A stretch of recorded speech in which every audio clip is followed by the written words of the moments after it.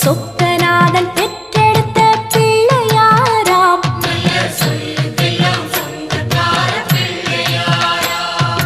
கைலாய மலைய விட்டு தெற்கே வந்தாராம்.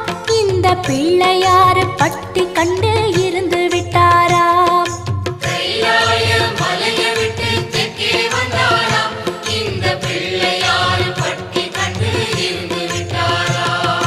கணபதியார் வந்தாரம்மா, நம்ம உறவாக நின்னாரம்மா.